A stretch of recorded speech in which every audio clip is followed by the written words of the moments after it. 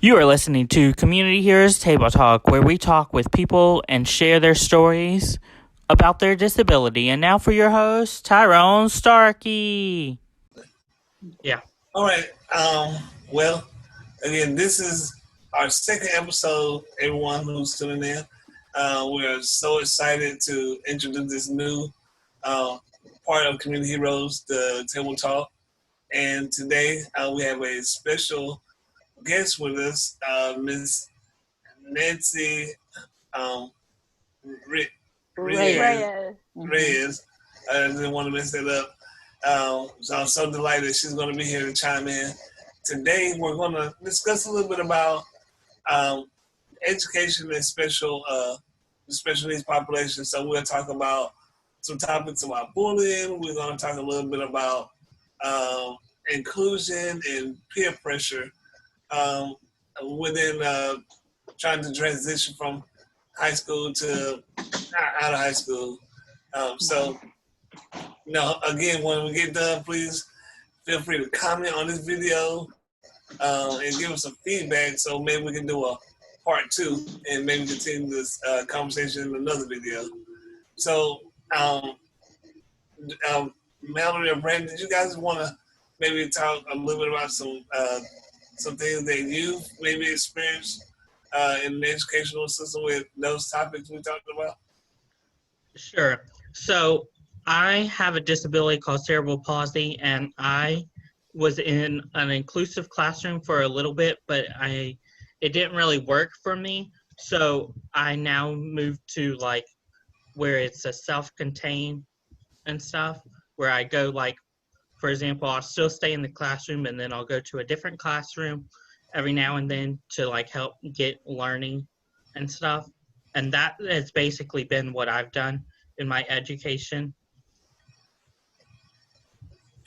Now, I have a mental disorder, ADHD, attention deficit hyperactive disorder, and between middle school and high school, I was in one room for a while, but when it came to testing and a little bit harder subjects, I went to a different room, which had a little bit, it just separated me into a different room because I knew I needed more one-on-one help, and it has made a lot of difference. Now, today I've received my high school diploma back in 2009, and with all the struggles I went through, I can't say I would regret any bit of the help I ever received and anybody that's ever helped me in the past. And, I'm here today with, a decent education, and I wouldn't trade it for anything. Mm-hmm. That's good. That's good. So, Nancy, I know that, I'm interested to hear what experience you may have had with this population, if you had any, but I would love to hear your thoughts. Yeah, I understand. Well, I went to college. I'm a graduate of ECU, and I graduated with a bachelor's of science in special education. And so I was a teacher. I taught with the Wayne County Public Schools. And then for the last 4 years of my career, I went to Partnership for Children. And I worked as a parent educator and helping parents understand. Not only, I work with all types, typically and developmentally delayed children, but I don't ever consider my children not able to do things. We just have to modify and adjust for their needs. That's my opinion. That's how I feel as an educator. I think all children have potential. All children can reach their highest if we give them the opportunity and adjust to what they need to make them successful. So I've always, I did teach in an inclusive preschool classroom where I really enjoyed it because I felt like my children with special needs really made a lot of progress. Not because I felt that being with the typically developing peers, they really learned a lot, and they were able to, it was motivating for them. That's how I felt. I felt that they, you know, it was good. The children were accepting of each other. They helped each other, and you know, I just really enjoyed that. But I never felt that my students, I mean, they might not be able to do it the same way as other children, but they eventually learned how to do something, you know, with modified assistance, you know, with modifying either the environment, the tools they were using, the instruction I was giving, or just whatever it was that they needed to help them. And so that's my experience as an educator, you know. And I really I did complete my internship at Edgewood Developmental School, and I learned a lot there. But I was very um,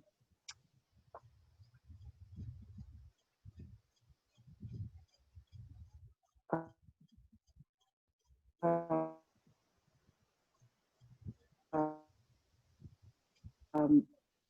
um, passionate about it my possible. I did also teach at Meadow Lane Elementary as a resource teacher, where my students were in a regular classroom and they would come to me for their special instruction. And but I, you know, I always never, you know, I always had expectations. I knew what they could do, and I wanted them to reach that potential, and encouraged them, motivated them any way I could to help them reach, you know, high, you know, as high as we could. And so you know, I was very proud of my students. I really am very proud of my students. So that's my experience with, you know, Yeah. the special needs population. Mm-hmm. You brought up a good point. You had mentioned earlier about your internship and, you know, getting that experience before you actually got full blown into teaching special education. Because before you mentioned that, I was going to ask you, did you feel prepared after you got your schooling and your degree and then went to work? But you mentioned about your internship. But the reason I was going to ask that was because for myself, when I was in middle school and in high school, uh, with me, I have muscular dystrophy. But cognitively, you know, I'm okay. You know, I struggle like in math, but that was kind of typical. You know, what kid maybe didn't struggle with one or two subjects. But what happened with me was I wouldn't be taken out of a traditional classroom setting and had to take a remediation course. But what happens sometimes in those instances, they would find that something would happen where it was more so because of my condition. You know, they would have to alter the environment and make accommodations or things like that. And I had an instructor that really had no experience with dealing with, you know, a special needs student or trying to appropriately accommodate. So they had to kind of learn on the fly, you know, because, you know, they were put in the position when, you know, they started getting these kids to take remediation courses with them. So I was wondering if you ever had that early on, but I don't. It sounded like you didn't. Sound like you was already prepared when you started, Yeah. when you got done with your internship. Well, I definitely, you know, I did experience some instances where I really felt that I needed to advocate for my children, my students, because I just always, you know, like I said, I always felt that my students could do if they were given the opportunity. And I had to actually push for them to go into a typically developing classroom. I really, you know, and I tried and I worked hard to help the teachers that they went, you know, in the classrooms that they went into so that they could modify their instruction, find the ways to help their students. And so, you know, because I think we have to really think about that. You know, I think that as educators, we need to say, okay, he can, if we give him this, he can do this. You know, if we give them this tool or we give them this up, they can do it. I really feel that some, you know, I mean, they might not be as perfect as, and they might not be, you know, I mean, as high as we want them to do, or, you know, but they can master a lot if we give them that, the tools, like I said, the modifications, and not have that. I think that we need to say it. I think they can do it. And like I said, and remediation, I've seen our children do really well if they give them that one-on-one for the specific things that they need, that they're struggling with, when it does help. But we have to give them that. We have to give it to them, and not just say give up and say no. He just needs to stay there. He can't. I don't think that's. I don't think it's fair. I think that I really push for that. So I totally agree. And that's one of the premises that I want to bring to the community heroes, that with the concept of the one-on-one mentoring, that they can help pull out that ability that students or our customers have that the teachers may not have an opportunity to see. Because sometimes, I from a teacher standpoint, I understand that they have like 100, maybe 180 days, 182 days, and they're trying to pull these talents out. And then also you got research, they're going based on what research says. And sometimes that clouds the actual talent that's there, because, you're going off there and you really, you don't believe that they can actually do better. You don't do it intentionally, but sometimes it unconsciously happens. And so I definitely agree with what you were saying there. Brandon, Mel, have you guys ever felt like you was in a situation to where you could do more than you were allowed to do in the school system? Yes. Can you talk about Can you talk more about inclusive learning? Me, Brandon, you mean me? Any one of you. Okay. Listen. If Nancy, if she wants to talk about the concept of inclusiveness in the classroom, she can. Well, I really, like I said, it has to do with being in the regular classroom, and just, the student can be there learning the same thing, but we need to present it in different modes. Some children are visual learners. Some children are audio learners. Some students are tactile learners. And when we see that a student might not grasp it in one way, we have to say, okay, what other way can I present this information so this student can understand? I'm not trying to, downplay the regular ed classroom. Those teachers are under a lot of pressure for their students to perform and meet those standards. It's all based on how well they test and how well they do on the tests. That's what really bothers me about education. It really bothers me about that, because it's just test. How high did he get? Did he get a 3? Did he get a 4? Did he get a, oh no, and that really bothers me, because I think that, they're basing it so much on what they can do in written form on a test, and some kids can tell you they just might be able to write it or select it in written form, and so I do agree with that, Nancy, because I feel like they kind of set somewhat high standards for some kids, and for me, even for me, it's like there's a lot of things like with me, it was like with Tyrone, I was not that best with math, and I was actually put on medication because my focus was terrible. Like I literally would almost fall asleep, and they couldn't even. They're like, my focus was just not there. I was on maybe 2 to 3 2 different medications just for focus alone, because it's just my understanding of things, and I couldn't.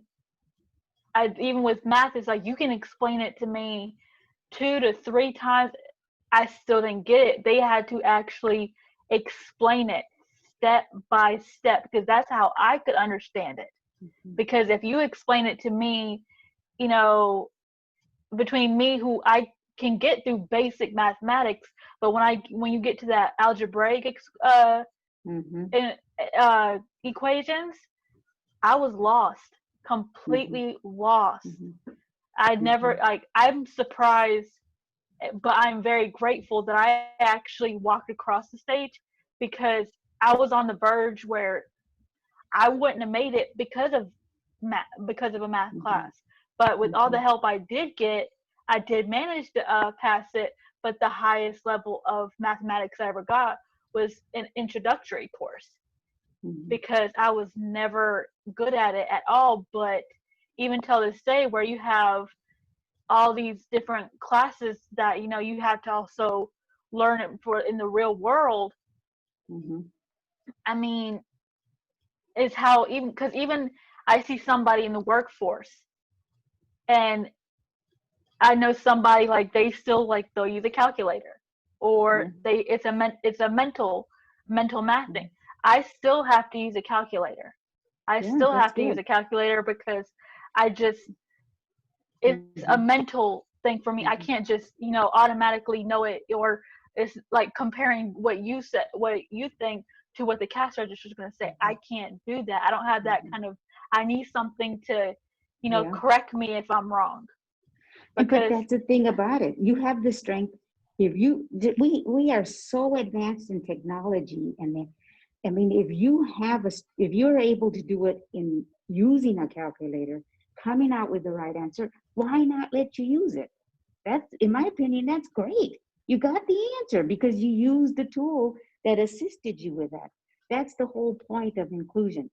We've got to find what the student can use to help them be able to accomplish what we want them to accomplish.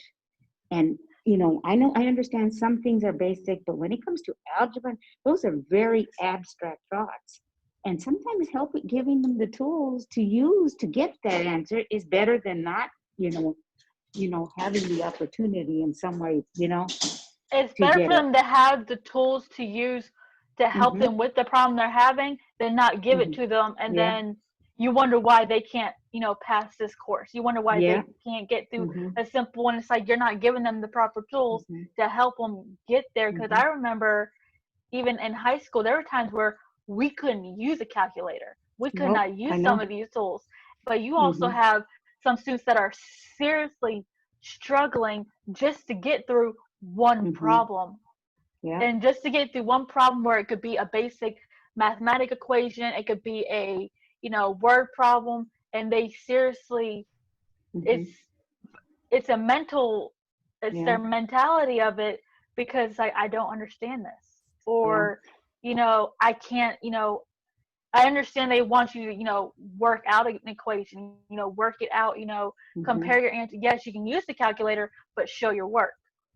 But for me, I was always and there's all kinds of things that teachers can do. I mean, there is all kinds of formulas and ideas that teachers have been very creative to help their students.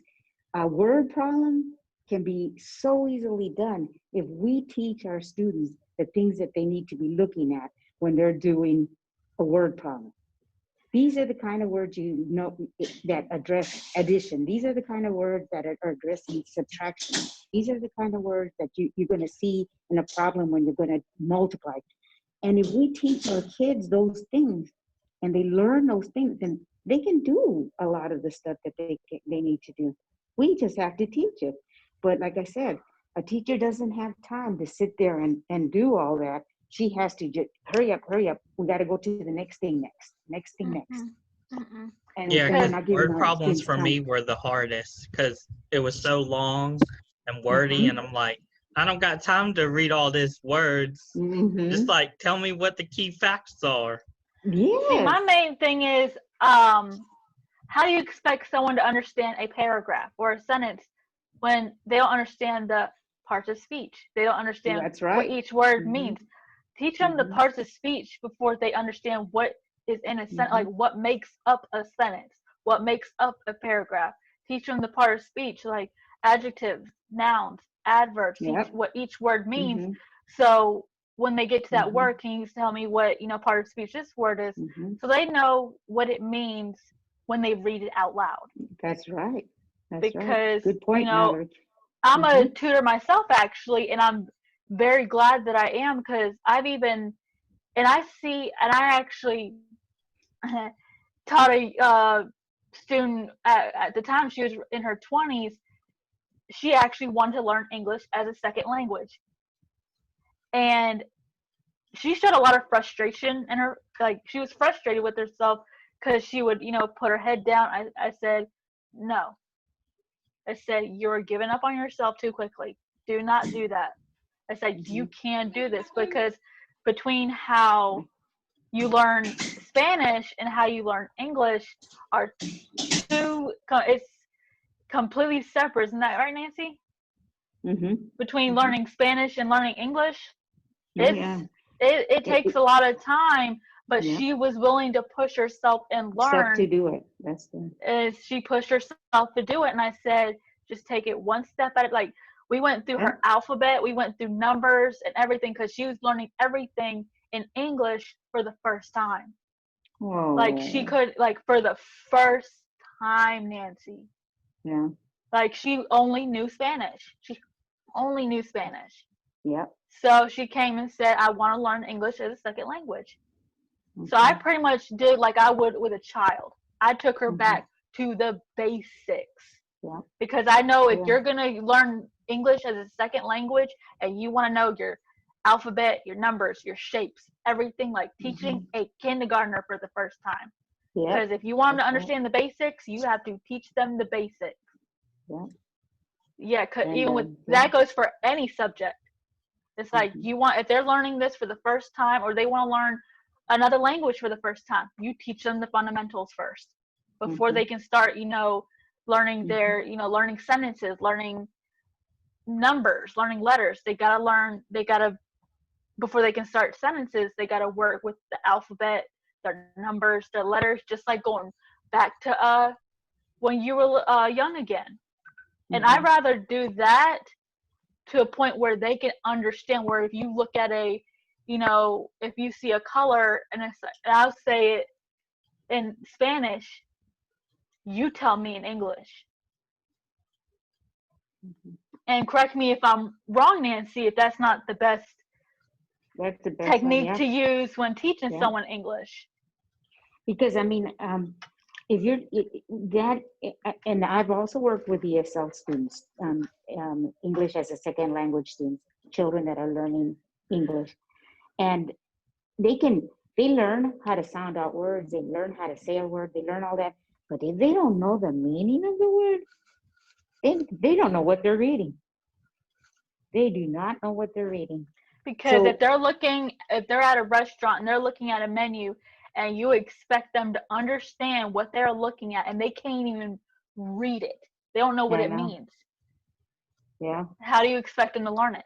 That's why I say go back to the fundamentals.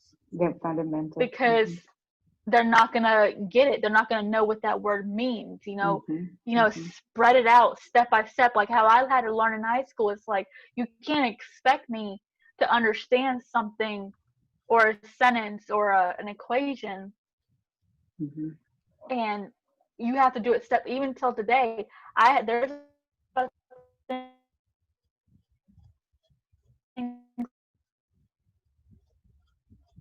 I still have to learn step by step. You need to actually understand it. Because if you just explain it to me without any kind of instruction, without any kind of technique, I'm going to be confused. So I do apologize, gentlemen. I seem like I'm taking it over here, guys. You guys are talking about some good stuff. So definitely some good information. Now, actually, Tyrone, what did you go through? You said what did I go through? I said yes. Okay. I'll share that. Then I had two things I wanted to ask Nancy also, as far as question why not be done my question. But as far as myself, just going through the educational system, I personally, I experienced early on stereotypes. I think it was unintentional because by me having muscular dystrophy and it's such a severe condition, I was automatically assumed, that I need to be put in like Edgewood, North Drive, and I know that there was a physical component there, but they put me in a room that had individuals that had mental disabilities also. So I was there, and then I guess after testing and everything, they realized that my condition was really physical. Mentally, I was capable of being in a traditional classroom setting. So, from that point on, I went to went to Edgewood, then I went to Meadow Lane for a while. Still went out for remediation courses every so often.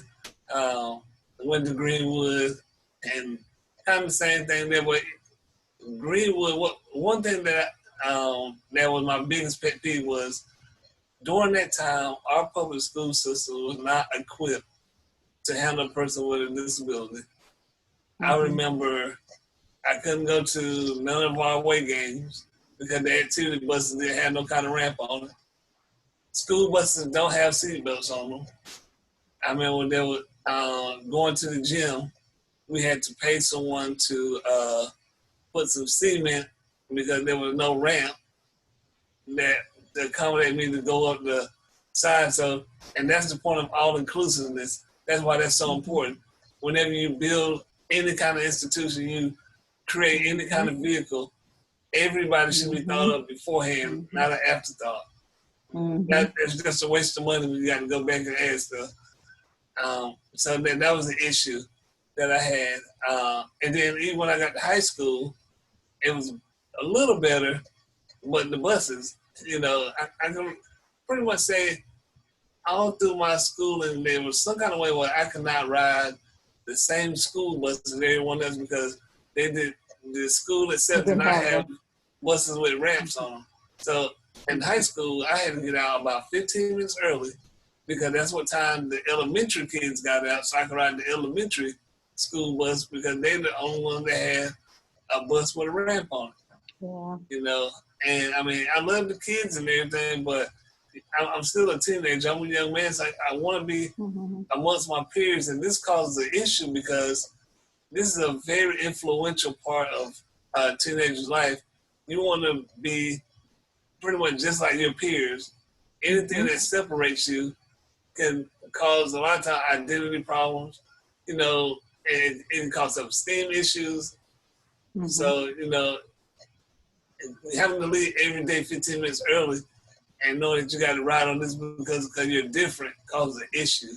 And I think it probably still goes on today. It was a quick fix. I thank God I got home, but, that's why it's so important for our business to come about to raise awareness that this is not right. It should have been something that should have been done that a long time ago. Wayne County makes too much money to not have every school at least one bus with a ramp to it. So that was some of the things that I encountered. My other thing that I encountered kind of goes with questions I was going to ask Miss Nancy. I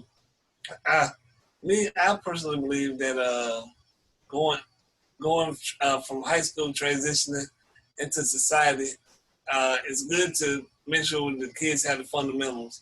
But do you believe at some point we should also start teaching them skills to transition, like how to create a bank account, how to check your credit score, how to budget money? Because what happens is a lot of people don't know why credit is important. They don't know what a credit score means. They don't understand if you want a car, a house, your credit score would determine all those things. And I believe we start teaching our youth, maybe as sophomores, about how to, when you get a job, put money in the bank account, what a CD is, what a Roth account is, how to check your credit score, how to boost your credit score. Mm-hmm. It will help out when they transition into into society. And I was just wondering, and you're as a teacher, do you believe at some point we should teach our special needs individual there? Because all of them may not go on to a 4-year school, but if they have these skills to live independently, it'll help out. But we start teaching them early. Yeah. Well, I'm going to be honest with you. I think all high school students need it. Our special needs population need it, but even the regular ed kids, there's kids that graduate from high school right now that don't even know what a checkbook is, that don't know how to, keep, their balances on their accounts and stuff, because they never learn that money goes into the bank, but you just can't keep pulling and pulling and pulling, like if it's going to be there all the time. You got to know how much you got in there. And, they've got to learn. Now, I did teach at Aycock High School, and I taught the occupational course of study. I don't know if you went through that when you went in high school, but that was a modified version for our special needs population. And they still graduated with the diploma, but it was based more on life skills, really. And like I said, I had several people come in, guest speakers. I brought in Red Cross so that they could teach the kids first aid, CPR, things like that. How would they handle being at home if they cut themselves, or they, because a lot of kids want to be on their own. After they graduate from high school, they're adults. They want to have a job. We did job applications. We looked at applications. We talked about how they would fill it out, what was the employer asking about them when they, certain things about their application, and how to respond to them, and things like that. And so that was one of my main things when I taught at ACOG. And but like I said, I also wanted them to feel that one day they're going to be capable of doing these things. We should allow them to do these things. We should allow them to want to work, and to want to have their own place, and to want to get married, and to, we should allow that. I mean, why not? And we can teach them, we can show them. But like I said, even the regular kids, a lot of them need to learn. They need to learn how to wash their clothes. They need to learn how to balance their checkbooks, how to cook, how to, you know what I mean? And so that's one of the things the schools are not doing. I'm glad they have a lot of the classes they had in high school, your home economics classes, your sewing classes, because they need these skills whenever they do become independent, because they're going to come back home and be like, and expect mom and dad to do their laundry, or expect them to cook for them. It's like, you have these skills, apply them to your independent life. You want to go out there and, be a homeowner, you have to learn about, mortgaging. You have to learn about, you just got to keep your budget. You got to really restrain a lot of your budgeting. And right now, I see so many kids from high school, they either want to go to college or they just want to go on their own. But I'm like, guys, let's, get those skills in first. Make sure, because when you go out on your own and you have no idea what you're doing, or you're going to expect mom and dad to be their hand and foot, they're going to come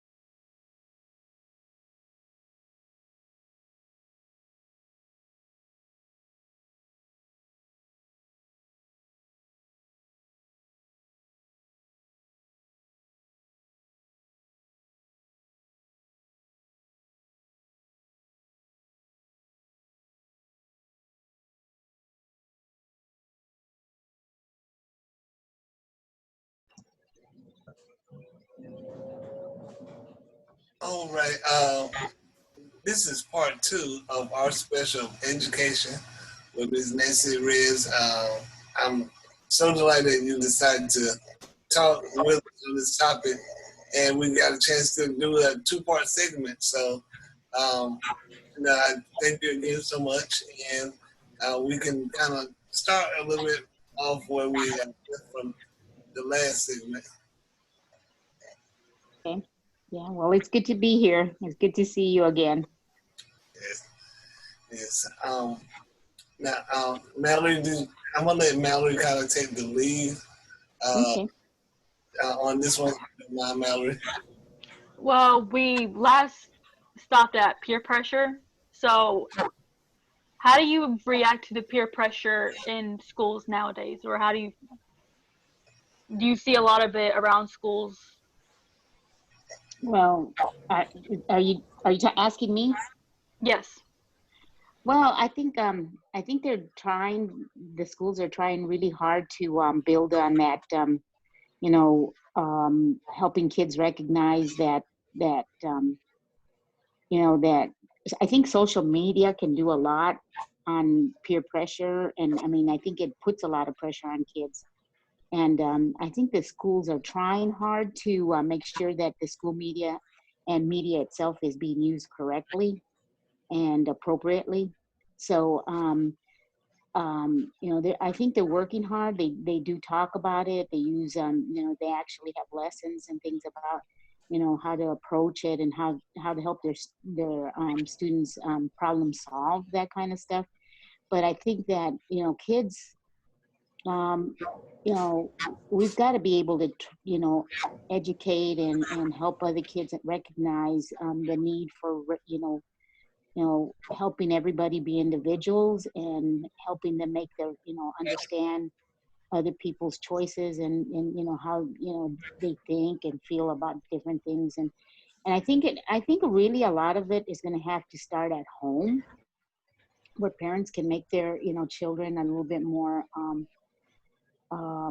where parents will have to strengthen their kids' self-esteem and self-reliance and understanding of themselves so that they can be, secure in who they are and what they think and what they like and what they want to pursue, so that they can, make good choices and, not to be afraid to be themselves.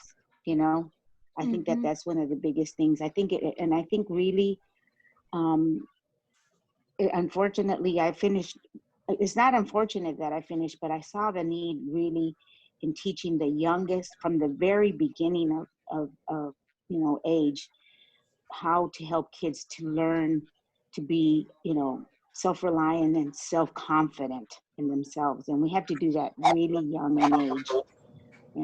We have to really start at the very early ages of life, even before they get to school, because I think that if they have that established before they get to school, they're going to be able to deal with peer pressure a lot easier and manage it and know how to problem solve when they do have a challenge. So Uh, Tyrone, how did you handle peer pressure in school? Um, Me myself, as far as peer pressure, um, so and some things I just kept in. I didn't really speak about. Um, I didn't have a lot of peer pressure, but whenever I felt like well, let me back up a little bit. From day one, when you have a special need, you already know that you're. And then when you go in and things start to happen to where you want to fit in, something and it falls under the terms of peer pressure, you kind of find yourself trying to succumb to what the majority is doing, and sometimes I did succumb to it. Whether it be hanging with the guys or being mischievous. Sometimes I admit sometimes I did just to fit in because I didn't want to feel alienated. Um, it, but the reality was that if, like Miss Nancy said, um, if I would have had someone to talk to let me know that it's okay to be different, you know, and you know you don't have to succumb to these pressures, it would have been okay. So as I got older, I just kind of found my own little niche. Sometimes I would just do my own thing. I kind of avoided individuals that I felt like might not have been in my best interest. And then sometimes it's good, but at the same time it's bad because then you feel like you're being left out, you know. And so for me, that's what I did. You know, early on, like I said, I tried to simulate, but as I got older, late middle school, high school, I found myself kind of being more kind of introverted a little bit. I had friends, but my circle was very limited that I had. So going back to like Miss Nancy said, I feel like if those individuals that whether they did it intentionally or unintentionally caused peer pressure, those individuals, if they would have been exposed early in life, before preschool, to see individuals who are different, to understand that everyone is not the same, it would have, you know, it would, those individuals probably would have reacted differently as they matured. But my advice to anyone that is facing those types of things, you know, take advantage of the school counselors or find that teacher. You know, I had a teacher in the 8th grade when he was a very good instructor. A lot of I'm gonna call it. I usually don't drop names, but I would drop him because you know I just admire him so much. Mr. DJ Coles, you know, he was my 8th grade instructor. But I remember he came at a very critical point in my life because you know 8th grade you're in that transition of going to high school, becoming a freshman, and he allowed myself and others to talk about a lot of the things we didn't feel comfortable talking with a relative or something like that. So if you can find someone you're comfortable with, that's a great way also to kind of alleviate some of the pressure that you may be encountering during while you're in school. Brandon, how did you deal with peer pressure? Okay, so basically how I dealt with it was I didn't really have that much peer pressure like in high school, but I did I did in elementary school because I remember like on the playground, I used to play on the playground and then people would make fun of me because of like the way I walked because with my brace, you know. So like I had friends that would stick up for me and stuff, but that's basically how I dealt with it was like only that incident. And then in college, I really don't have that much peer pressure because they know who I am. Michael? Kind of to piggyback on what Tyrone was speaking of, I really dealt with it during mostly high school, just because I was in remedial classes. So, you know, with classes like that, you have troubled kids with disabilities, kids that,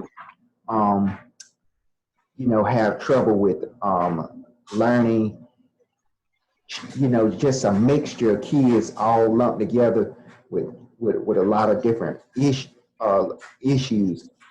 So a lot of times during my high school years, it was mostly either my maturity level, and then also, you know, I wasn't very outspoken, so that, you know, a lot of ways too, but it was more the fact that I didn't speak up a lot, and it was my fact that I early on in high school, I kind of just didn't focus on learning anything.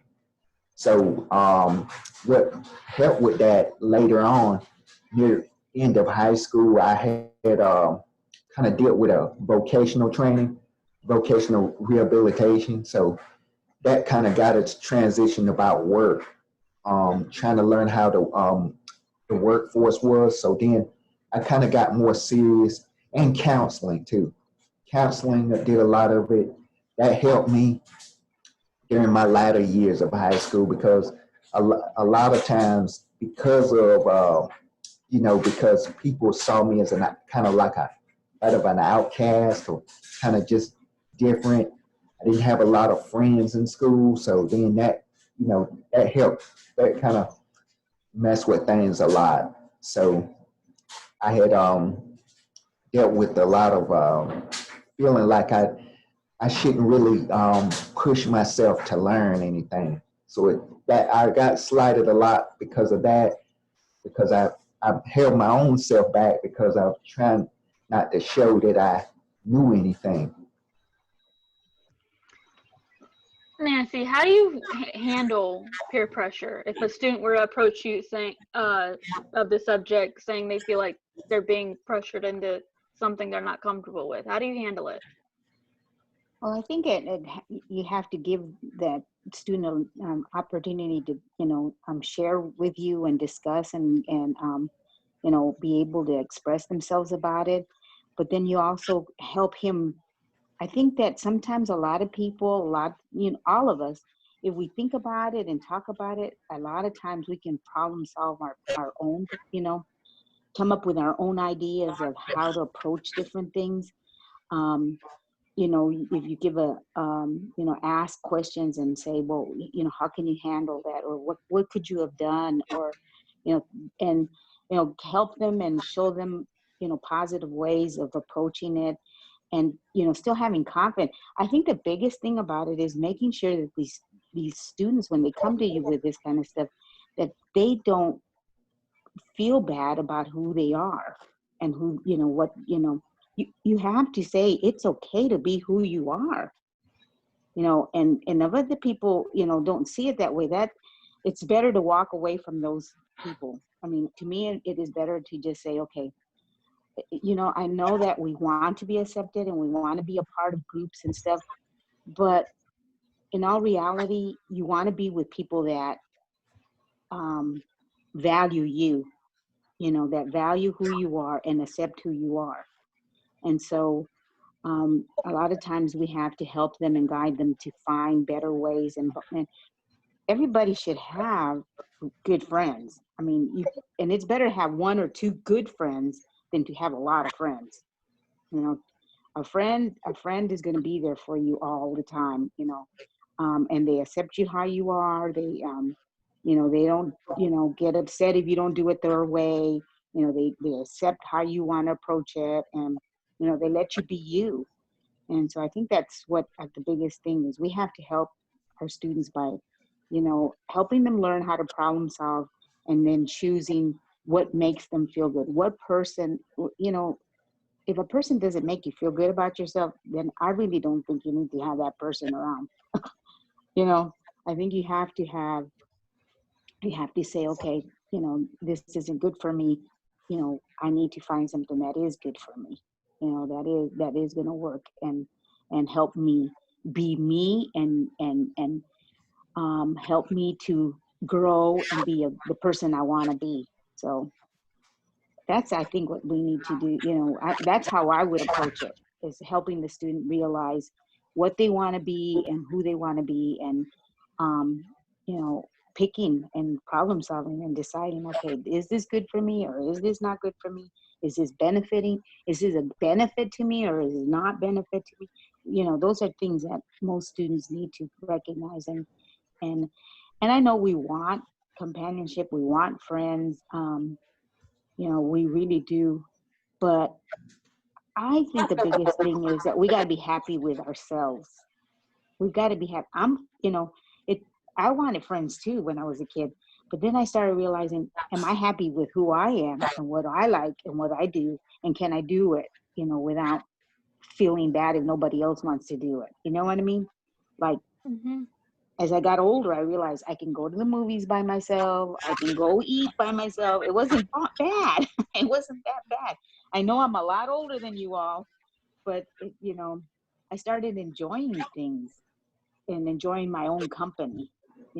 I think that makes a big difference too.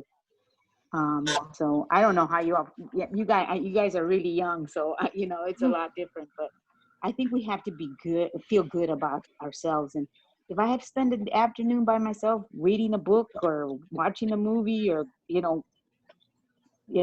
it's fine with me. but most of the time we do have really good friends. And if you find a good friend, if you want to have a good relationship with them, you have to put time into that relationship. Okay, if you do find a good friend, you got to say, okay, I want to spend time with this friend. Start putting time, talking to them, writing to them. Well, right now we can't do a lot of the stuff we usually do with friends, go to the movies and things like that. But any relationship takes an effort to build, and that means we give them time. We have to give them time. We have to, spend time with them and talk with them and build relationship. So Now, Tyrone, how would you, if someone, a student or a friend would approach you on the subject, asking for advice, what would you tell them? Advice on how to avoid peer pressure. How to avoid it, how to handle it. Yeah. Well, I know for me, the students I deal with are in the higher education realm compared to Miss Nancy. So, my target population, would be like the community college and 4-year college. But a lot of times their peer pressure comes from trying to be. They're actually competing against themselves a lot of times because they feel like they're not reaching their full potential, or they look at their peers around them and they start to critique the peers' success level. They have this kind of academics already, and I'm this old, and I don't know what I want to do.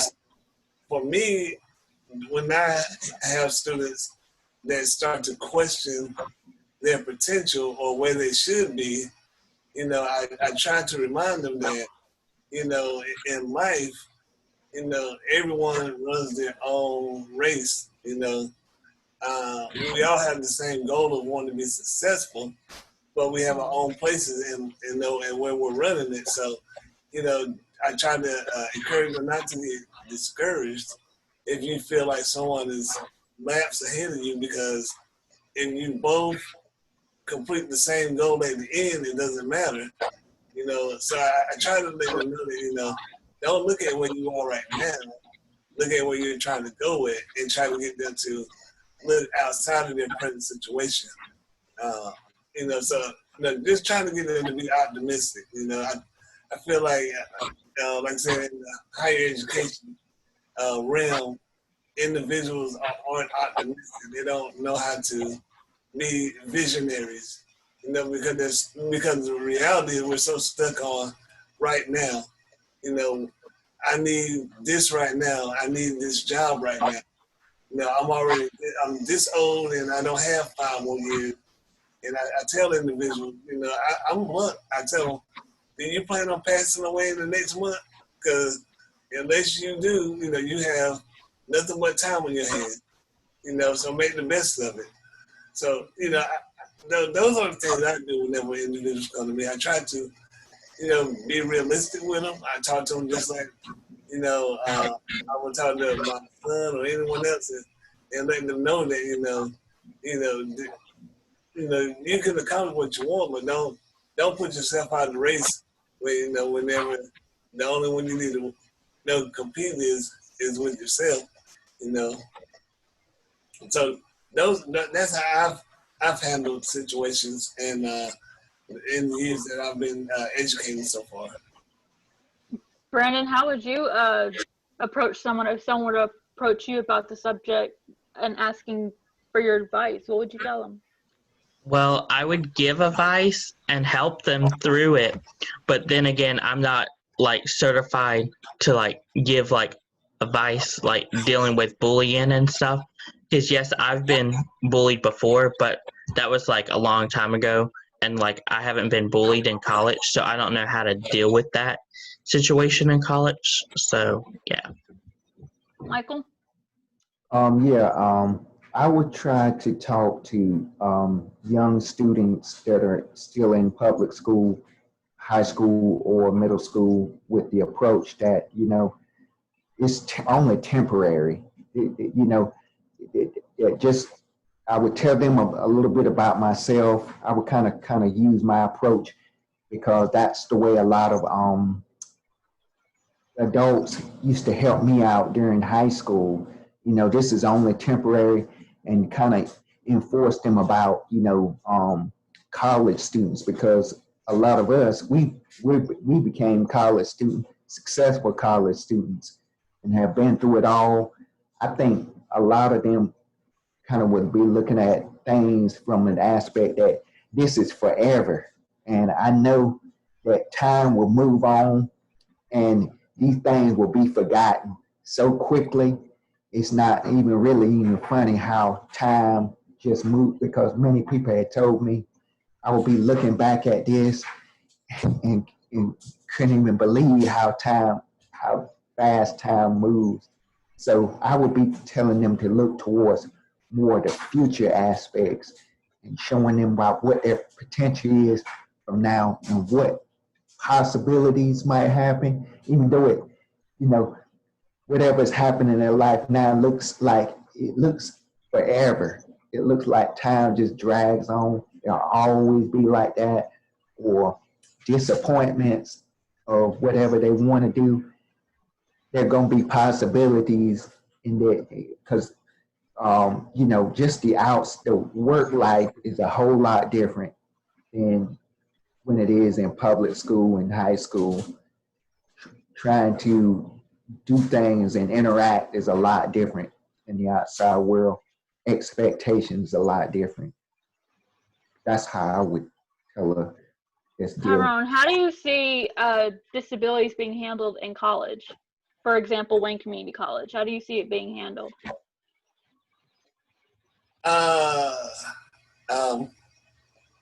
As far as Wayne Community College, I think we are adequate. To be honest with you, I feel like there's always improvements that can be made when it comes to dealing with the special needs population, and that's with any institution, even Wayne Community College. And that's my home. But I think we're adequate. I would encourage individuals to go there. I think we have a great support system with the achievement coaches and the advisors and just teachers in general. But again, at the same time, there's still improvements that need to be made, and they're willing to open their door and hear what improvements need to be made. So that's a positive thing. That you have an administrative staff that will at least listen to what the students have to say.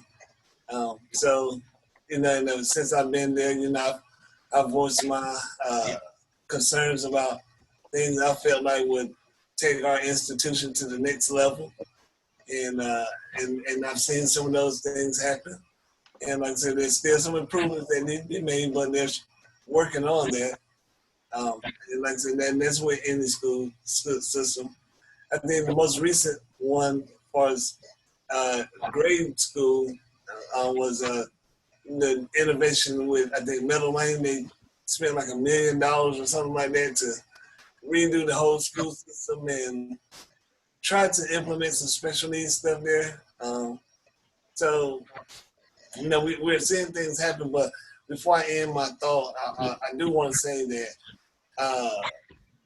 all educational institutions need to really put a close eye on the special needs population. And I say this because in my the last 4 years working at Wayne, I saw an explosion of special needs students coming there looking for education, and that's because of a couple of things. For one, the accessibility now to be able to take classes, online courses, accommodations, different methods of advertisement now with websites, Facebook. So a lot more students are understanding that they can go to school and get an education. And at one point, we had a lot of students that needed accommodations and everything. and I think they're adjusting to it. But what we seen there will happen with every other higher education place.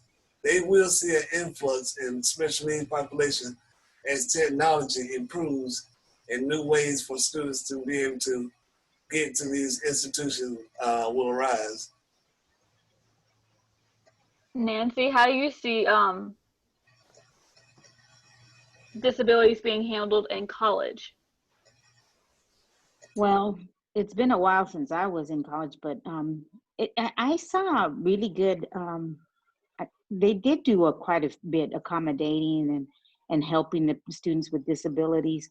Um, you know, they definitely have some, um, ideas of how to transition students too from high school into higher education. They're helping them with plans and developing um, you know a process of how they're going to go from high school to the college setting. Um, and I'm not really sure, but I think that they should have some kind of assistance too once they get into the college setting to help students adjust and to be able to you know maintain their stamina and everything that they need to be continued and to be successful in the college setting. But I think a lot of the colleges and universities are working hard to make it better and improve services for students with disabilities. I think they really are. I remember when I went to ECU, um, there was a student that needed note help with note taking. That was one of her, you know, she had a hard time keeping up with taking the notes during class, and trying to focus. She might have had attention deficit. I didn't know specifically, but they asked me if I would be willing to help her by sharing my notes with her, so that way she wasn't struggling to keep up with the instructor and taking the notes. And so that's what I did. Her and I, during class, I took all my notes, I made copies of them, and I gave them to her. And that really helped her a lot because she could focus on just the instructor and not sitting there trying to write the notes too. And so I think a lot of colleges are really trying to make accommodations for their students, because note taking is not something that's going to interfere with her success. If it's anything, it's going to help her, because she's going to be able to have, what she needs to study after she's out of class. So Yeah, I had that same problem in school, was keeping up with note taking, or I would have mhm, someone share their notes with me, or mhm, I would have to go home and do it myself because I couldn't keep up with the instructor. Because I actually remember when I was taking a religion class at Wayne Community, even though I should have probably asked the permission of the instructor at the time to actually record the lecture. mhm. But I know some instructors, I don't want them to feel like, I'm violating any privacy laws here. So I would either record it, or I would just ask someone for their notes, or I would actually go home Mhm. and take my own notes. Yeah. But Well, Tyrone, what advice would you give your younger self dealing with bullying, peer pressure, all of the above? What would you tell your younger self? Um, I think I want to kind of reflect back to what Michael said earlier about just situations are just uh, temporary, and I think I would probably tell my younger self that, at 13, 12, whatever time, during that time, it may seem like going, in, going to the real world is going to take forever, but this moment of my life is only a short-lived moment, and just trying to encourage myself to know that, stay positive, because once you get out of grade school and everyone is faced with the same reality of, I am an adult now, I need to start behaving as such, finding a job, educating myself, following the law, knowing that if I mess up, I will get in trouble. And I would let myself know that once you hit that point in life, we're all kind of on the same playing field. A lot of the stereotype stigmas are kind of brushed to the side because we're kind of all on the same plate.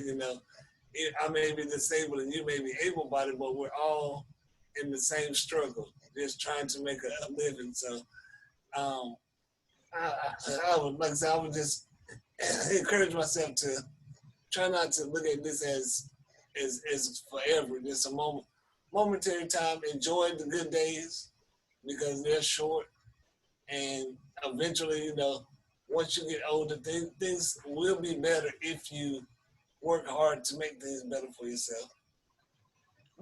Brandon, what advice would you give your younger self when it comes to bullying, peer pressure, I would give my dealing with the younger disability?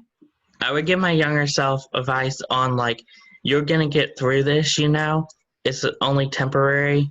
Plus, like, I would give them advice on, like, for example, when I was in elementary school, I didn't know that I was gonna like start a business like I did, like my photography, my sports talk.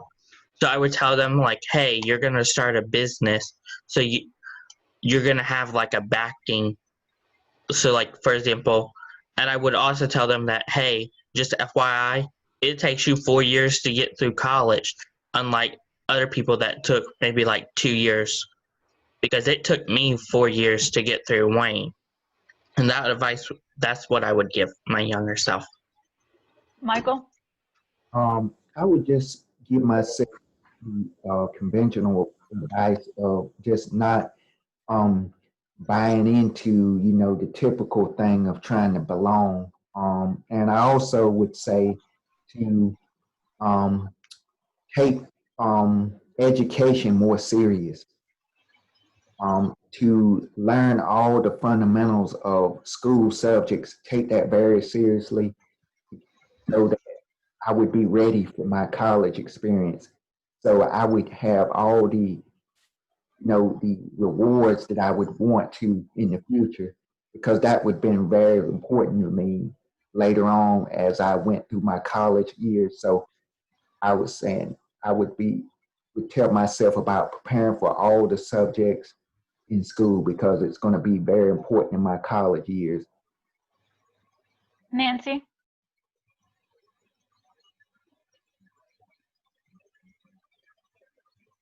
I think Nancy, I think you're muted. Yes. Your mic is on mute. Yeah, my dogs were barking. Sorry. I thought I didn't mute myself. I agree with all of you guys. I think you guys I hit it all on the nail. That's what you have to do. It's only temporary. You got to look at the future. You got to look at where you want to be, and you will make it. You will get there. You'll you just got to keep focused and be determined and to believe in yourself. And I believe, like I said, all of you guys did a really good job of saying that we have to, we can look back at it and say that's what I would tell myself, but I think it's good advice to give to other students that are coming behind us, so, and that are going through the same things. So Tyrone, what advice would you give our supporters, our followers that deal with these issues? What advice would you give them if they approached you going into a store and they said, I heard the episode of education? What advice would you give them? Well, I would say a couple of things. Probably the first thing is I'm glad that they reached out and let me know that they watched the episode and they felt like I was a person that was good enough to ask for advice from. So I was letting them know I appreciate that. And I would try to, I would tell them if they're in a school setting right now, definitely check into who are your officials that you need to talk to. Who's your school counselor?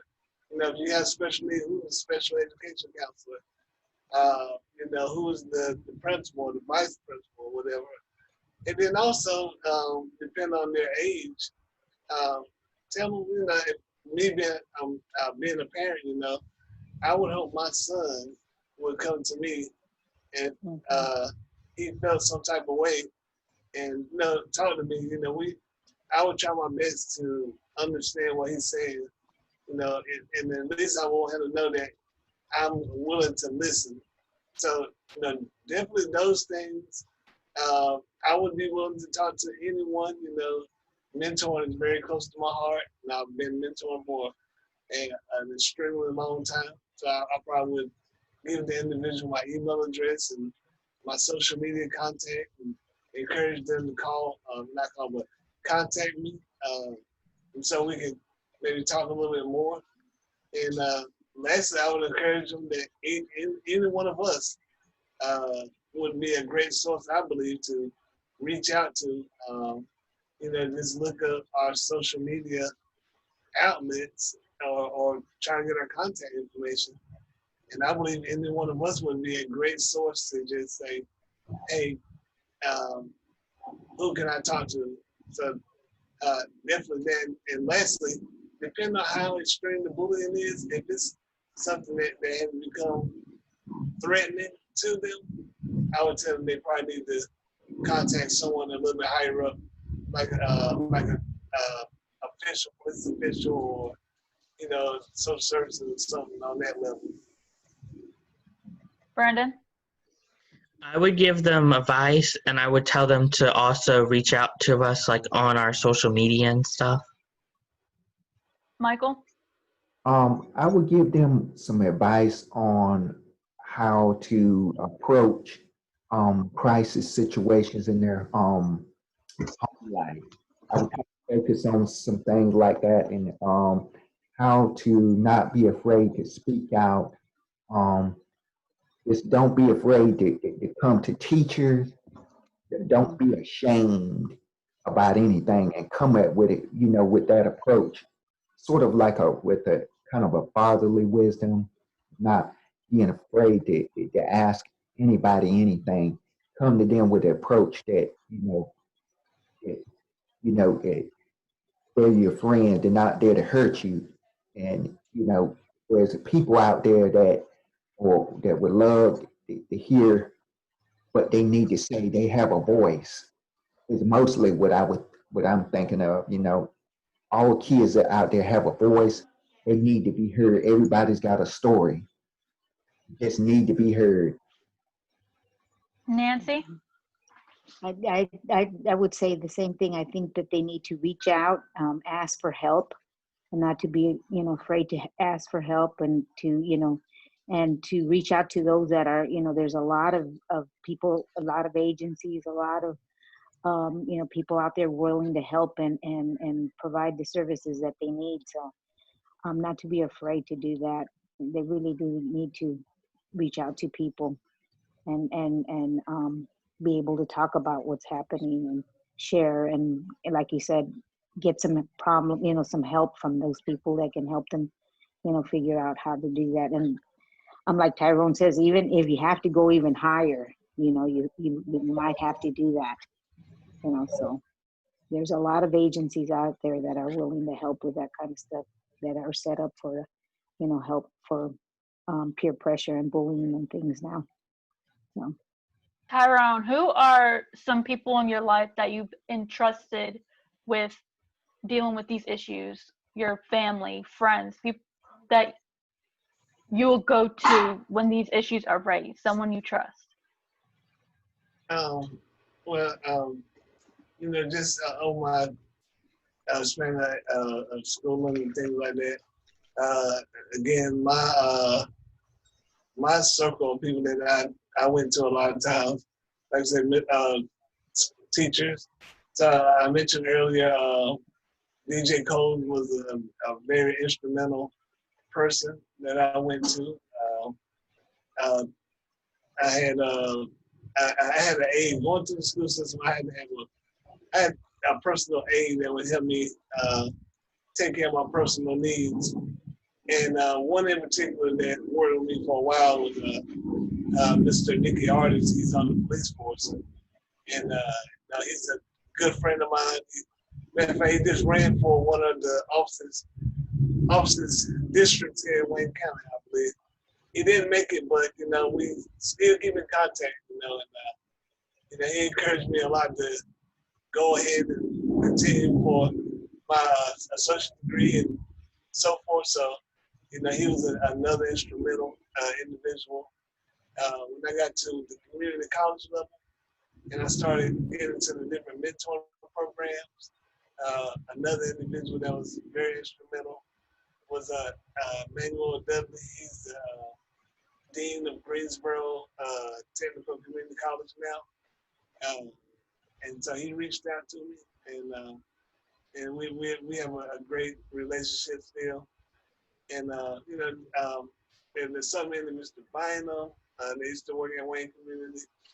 I have a list, and of course, my mom was very instrumental, but for me, and I've said this before, my parents were there for me. My mom more so.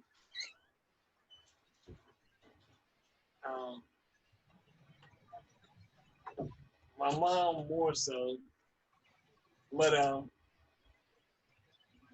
I didn't really say and trust them too much. I only let them know a little bit of stuff. So for me, like, I didn't want to worry them too much with things. So but those were my supporters. Brandon? Well, my close-knit was like my friend group, and of course, Andrea Fraley at Wayne. She helped me a lot to find my voice, Michael? Well, my mother, was kind of my anchor because I was the only child. And so going to school, she was my biggest cheerleader, my support, my inspiration, to keep going through our public school. And then one other person that kind of gave me advice all throughout school was my guidance counselor.